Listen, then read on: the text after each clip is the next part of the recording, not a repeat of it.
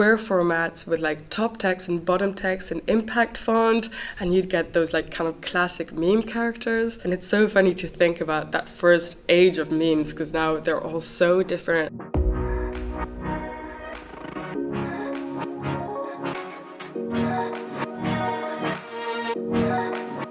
Yeah, memes are so pervasive right now in digital culture that I think they're a phenomenon that can't be avoided. So memes, in their traditional definition, are just cultural ideas that are passed from person to person. But most of the time, when we talk about online culture, we specifically refer to memes as visual formats, but they can come in a variety of shapes and sizes, like text as well. And they're highly adaptable, which means that they really depend on being edited and remixed for their transmission. And I think the best way to understand memes is as units of culture that gather cultural capital as they propagate across the internet. And by cultural capital, we can understand like the influence that a meme has. So the meme will gather this cultural capital in what we call the meme economy, which is just the circuit that the meme travels through. The meme economy transcends platforms. It's really a like global digital phenomenon that allows memes to accrue social capital, and actors participate in it that are like meme producers, but also anybody that shares a meme, anybody that likes a meme is part of the meme economy because they give the meme more influence as they participate in it. The origin of memes is a hard one because if you go back to that first definition that I mentioned about them just being cultural ideas that are passed from person to person, well, they really predate the internet. A certain scholar said that one of the first visual memes that they saw was this kind of symbol that was drawn by American soldiers during World War II. That was just a kind of sign of I was there.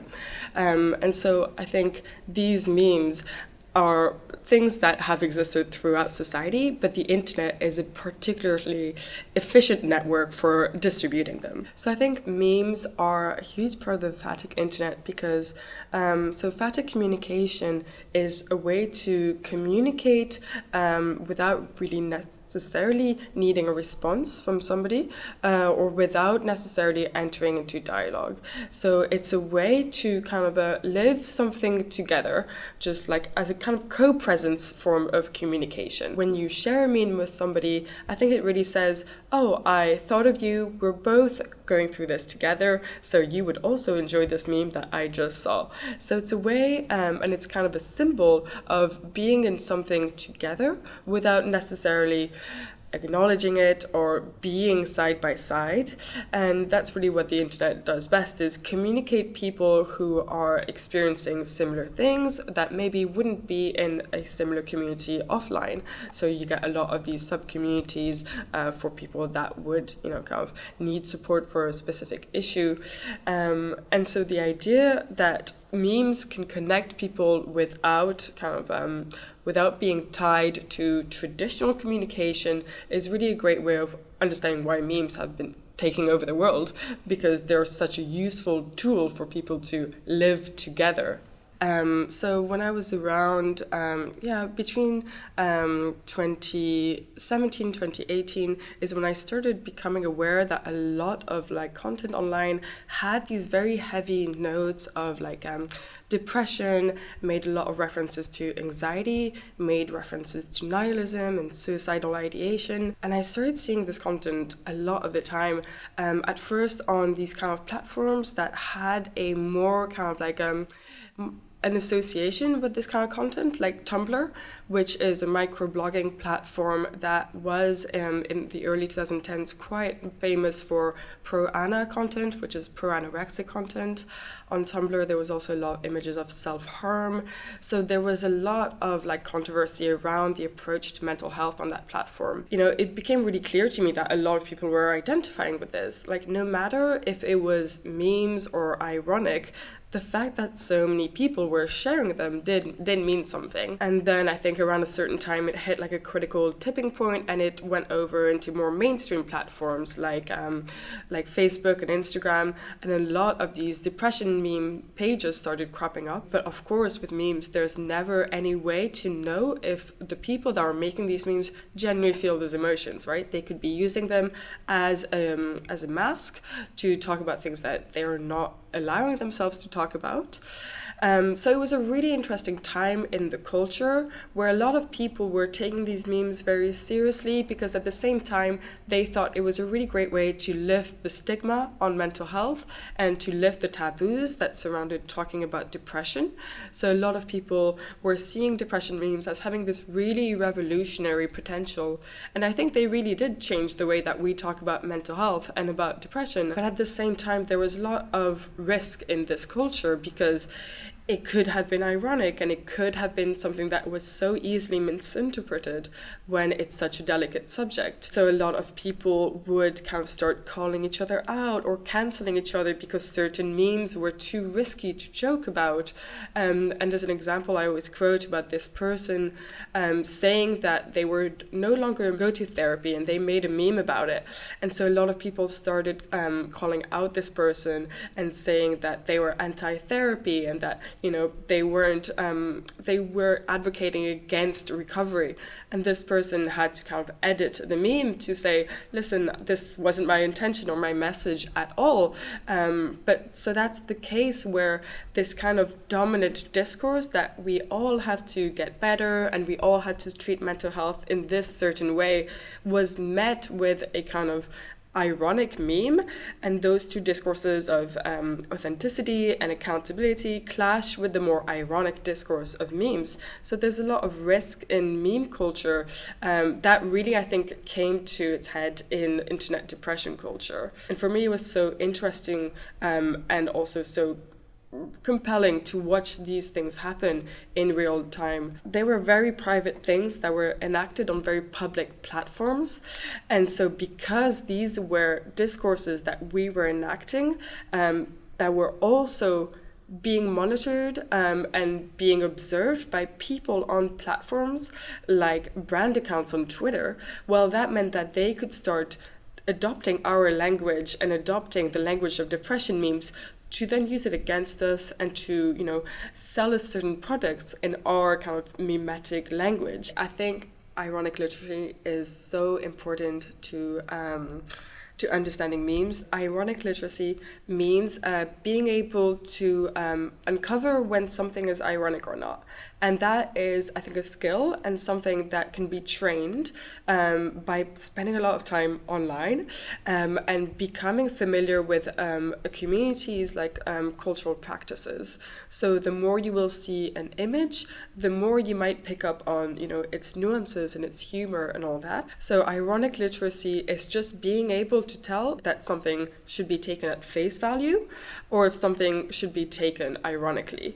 And a lot of the times, the kind of ambiguities and anxieties and risks that happen in meme culture is when something that should be taken ironically is taken at face value. So I think ironic literacy is the most important form of cultural capital to have when it comes to meme literacy these days. Wholesome and resilience memes kind of emerged as part of, but also as a reaction to the internet depression culture that I was mentioning. And so I think since we were seeing a lot of risk in using irony when it came to mental health, wholesome memes became this kind of a way to just take things lighter, and that they were an approach to mental health that was like, a little dose of something happy will improve your mental health. So wholesome memes started to emerge, and we're almost something like the anti-meme. They were like, we know that memes are associated with kind of sadness and anxiety now, but have a wholesome meme instead. So that's why it's funny that they even have the moniker like wholesome meme, because then that means that other memes are associated with not being wholesome, right? What I thought was really interesting was memes that were writing themselves as a kind of narrative of resilience. And what I mean by that is that resilience is a kind of a cultural phenomenon that's studied by Robin James in a very interesting book. And it's a way to overcome certain obstacles in society so that once you emerge from those obstacles, you will be a stronger, fitter, better version of yourself. And more importantly, you'll be a more productive member of society. And once you've improved your resilience, you'll be better for society and you'll have increased society's resilience as a whole. So it's a very desirable but a very neoliberal project is how she frames it. And I really saw that in these memes. People were editing out memes that they believed to be toxic or too depressive and writing on top of them, like very physically, like the kind of shoddy editing that meme makers do, they were rewriting positive, resilience-based approaches to mental health.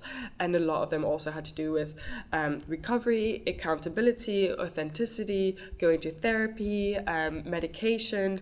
And so they were just this kind of like counter movement that was an interesting thing to study because really it embodied a more general discourse that can be characterized as a neoliberal discourse of resilience and recovery when it came to mental health. So really what resilience memes showed was the intersection of different discourses and different cultural practices in society. The cultural practices of digitally native memes and the wider discourses around mental health that were also circulating in society around that time.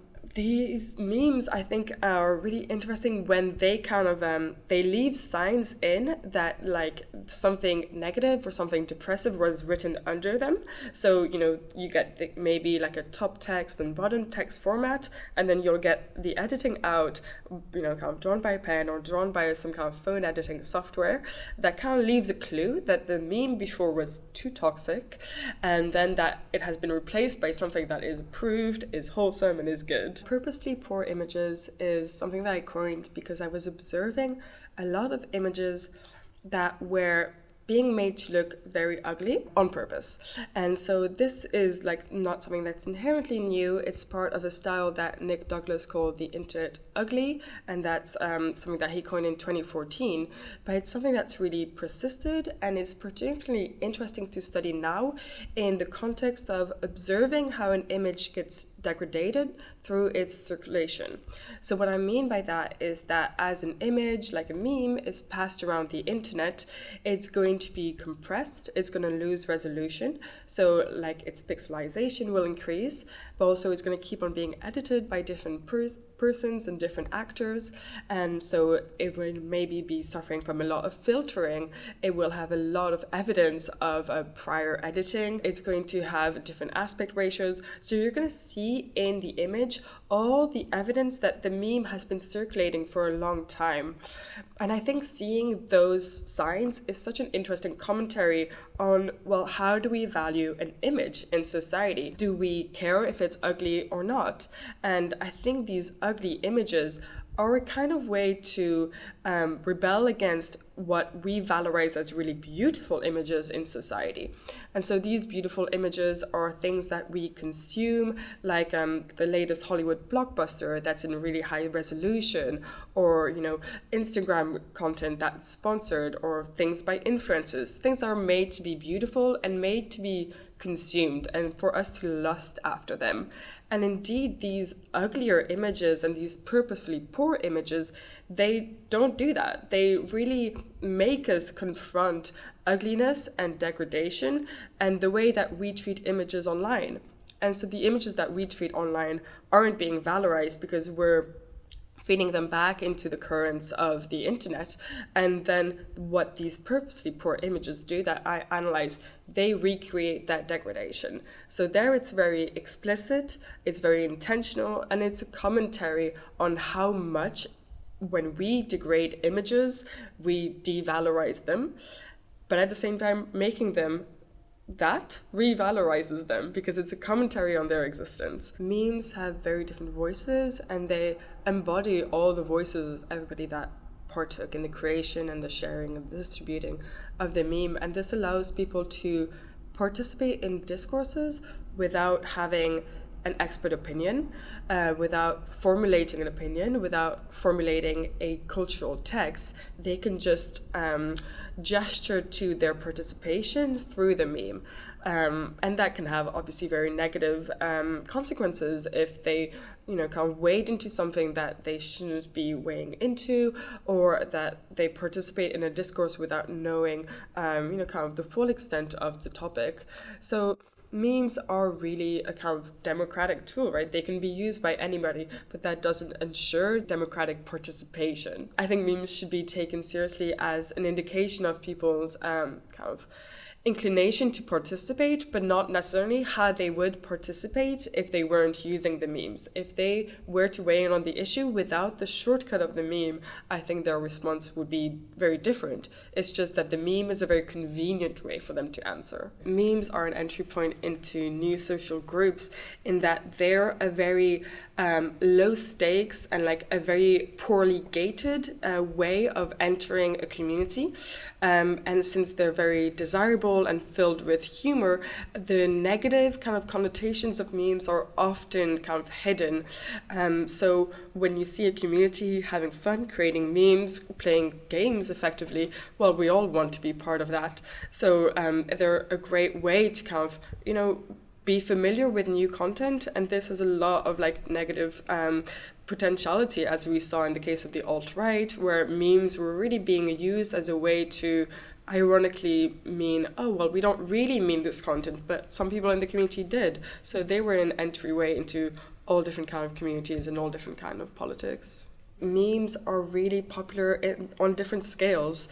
They're really popular in very small communities, and so the recipe for a very successful meme in a very small community will be so different from a big worldwide kind of meme that takes over the world. And so that comes back to the idea of cultural capital. The cultural capital of the meme is really fixed by its participants and the cultural practices of that subculture. But I think there are like certain kind of criteria that do like let a meme really rise to fame, and I think that's massive media events. For example, during the 2016 US election, there was a lot of attention fixed on like the alt-right and like Donald Trump's fan base, so there was a lot of memes coming out of that. Or, for example, the Bernie wearing gloves meme that was so famous. A lot of people were watching the TV at the time of the inauguration. And so I think when there's just a lot of eyeballs like fixed on something, you'll probably find something to be turned into a meme, to make humorous. I think memes during the COVID-19 crisis were really everywhere, and they took a lot of different forms, simply just because of the fact that a lot of our lives became digital and that a lot of our interactions were mediated by the internet. And at the same time, we were living in a very tragic landscape, and one that was really riddled with anxiety and fear. But also, contradictorily, it was very mundane and boring to be at home all the time. And so I think these memes that were being passed around were a way to just kind of say, like I said about the fatigue internet, there were a way to say, I'm thinking of you, without starting a conversation that would inevitably become quite serious when we're dealing with the topic of the pandemic, or, nobody had that many updates to give about their lives when they were like at home in lockdown. And these memes were really necessary at that time as a kind of humor break. And I think these breaks in the kind of seriousness of our existence during that period were really necessary. And so we all needed them. So I think the memes that arose during that time period took on many different forms because they had to reach many different audiences. They had to reach, the kind of grandparents and the older generation that were less digitally native. So you got some kind of more wider appeal memes that were less, that had less to do with irony, because the kind of people that read them or that shared them were less versed in the kind of digitally native practices of irony. So you got more broader appeal ones. So you got these kind of different formats coming back as people were revisiting kind of the culture of their youth that made them participate in the internet. And in terms of them still being prevalent today, I think some of them are, and I think the way that we use them to just communicate with people without saying something very serious also is relevant to how, as our lives are getting increasingly busier, they also fit into our lives as just little pockets of entertainment or of connection during the day when we have busy lifestyles.